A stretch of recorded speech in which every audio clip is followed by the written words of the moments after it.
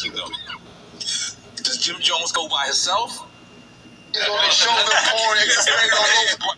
Be in there. By the way, I'm like, that's a different type of sound. I gotta get in the brunch. Is you crazy? I got invited to the brunch. I never actually went. What? Just tell us. Just subscribe to us for people who've never been to the brunch. How this is? I can't lie. The brunch has been one of the illest events that I've been to while I've been in it. It's definitely might as well. They run around with big Ace of Spades on their shoulder, pouring Ace of Spades all over the place. There's rich people all over the place. There's actors all over the place. I'm talking about X-Men actors, Spider-Man, all type of people and shit. Okay, here's $1 million question though. Does Jim Jones go by himself? Do you bring freaky? Who you go to the brunch with? I bring a few people. Oh, do you got plus ones? Yeah, I bring me, Ellie, Shula. I bring like 5 people one time. Like you got a plus 5? Let's make it I might be plus 0 next time. I might be minus you and minus 0 next time. I went to Virgil party, the Louis Vuitton party. It was just me and my wife. I was like, I'm out of line. I was like, all this shit I be talking on the podcast, I'm wild. Just me and my wife. But you came with a plus 5. Holy shit to the brunch. And not with no lady. We didn't do it like bold and bad. It was like Secret Service style. Like, yo, I got the chip home. Go over that way. I'll meet you inside. Synchronized watches. You heard? Like, you're Rocnation, right? Yeah, I mean, yes, I'm Rocnation. I don't know if I'm still on the roster, but yes, the last time I checked, I was Rocnation. But shout out to Rocnation, man. There's a great bunch of people over there. They have opened up a lot of doors for me through me settling our differences and things like that, which is one of the biggest opportunities that I got from being over there and things like that. For me, it wasn't really about money. I know I had put myself in a corner coming up in this game for a lot of things that I've done and things like that, and me being able to do that move was one of the smarter moves that I was able to do, because it started to open up a lot of the doors that was closed for me and started to open up different business that I could do with different people, because they see that I was in a different space to be able to sit down and do that with Hove and all that. Shouts to Hove and shit like that. Shouts to OG for giving me the opportunity to understand the type of person I am and shit like that. So, you know, I definitely tip my hat to them every time. I got to show ultimate respect for what they did and allowed me to do and shit like that. You know what I mean? You know, it's something that we had Tony Yayo on, and it's something that I got to credit you for. So it's so, like, y'all guys were so loyal to the brand, so loyal to what y'all was repping. Did that ever like come back and haunt you? Because Yayo said, I asked him, he said, it's still haunting me.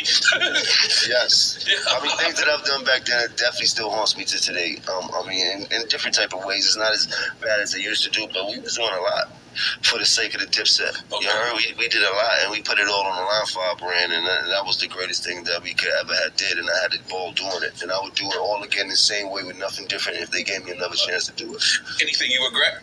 I don't have no regrets. I take my lessons from the things that I did that I should have did better, but for the most part, I don't have no regrets. This is a mission in life that God gave me, and I'm gonna do it to the fullest. Did you ever meet Nas afterwards? I never got to.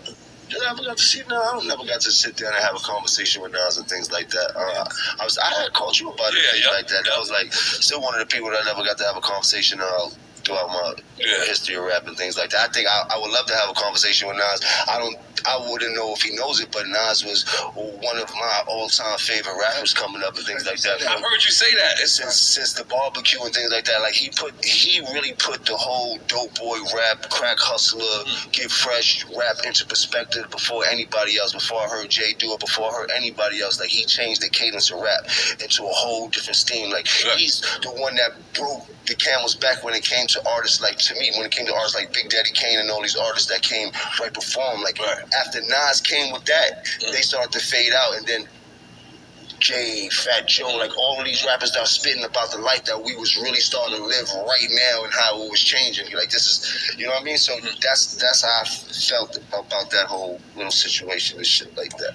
Right. So how hard is it, right? You having that love and you saying what you're saying, and then you get a call, yo, they diss. Because I believe it was me, Cam. I was a part of the diss that he dissed. You know that, right? He dissed me, Cam, Nelly, and Angie Martinez.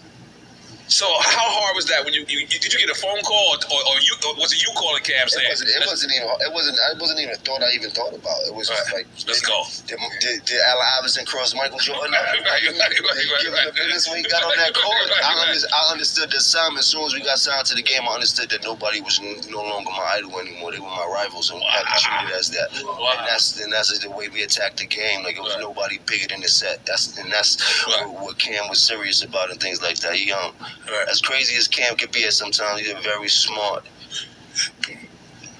calculated, premeditated, like, he's a demon when it comes to doing music and it comes to the whole blueprint of what we did. Like, you know what I mean? Like, this whole diplomat thing, he really kept us together and showed us a lot of discipline when it came to it. I mean, as far as music and keeping our bars up, like, Cam used to make us write music every day and shit like that. Like, because he knew what it took at the time to become an artist, and at that time, bars were more important than anything. You had to be able to rap it. You had to, niggas was freestyling all over the place and shit like that. You might go to NORE studio and the session might work out. So it was like a lot of different things that he instilled in us early that I still kept with me all the way to this day and shit like that. All right. So did you ever worry about, like, you making a record against Nas? This is one of the greatest MCs of all time.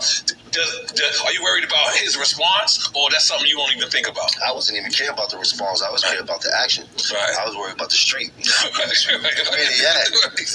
What's next? How y'all want to do this? Like that, I would like at the time, the rapping and things like that was more of a Cam thing, and I just always had a way of talking. And Cam used to always tell me, "Boy, if you could rap the way you talk and act outside, you gonna get some money." Right. And he would do little things like that. That's why you hear me doing all the talking in between and shit like that. You know what I mean? So definitely a professional shit talker.